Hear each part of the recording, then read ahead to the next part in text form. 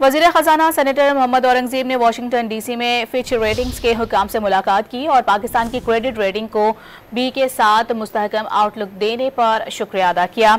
वज़ीर ख़जाना ने टैक्स निज़ाम, तवानाई, निजकारी और सरकारी इदारों में की जाने वाली इस्लाहात पर रोशनी डाली।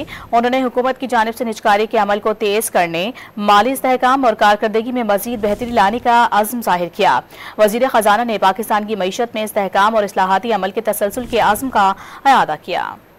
वज़ीर ख़जाना सेनेटर मोहम्मद औरंगज़ेब ने वाशिंगटन डीसी में फिच रेटिंग्स के हुक्काम से मुलाकात की और पाकिस्तान की क्रेडिट रेटिंग को बी के साथ मुस्तहकम आउटलुक देने पर शुक्रिया अदा किया। वज़ीर ख़जाना ने टैक्स निज़ाम, तवानाई, निजकारी और सरकारी इदारों में की जाने वाली इस्लाहात पर रोशनी डाली। उन्होंने हुकूमत की जानिब से निजकारी के अमल को तेज़ करने, माली इस्तेहकाम और कारकर्दगी में मज़ीद बेहतरी लाने का अज़्म ज़ाहिर किया। वज़ीर ख़जाना ने पाकिस्तान की मईशत में इस्तेहकाम और इस्लाहाती अमल के तसलसल के अज़्म का अदा किया।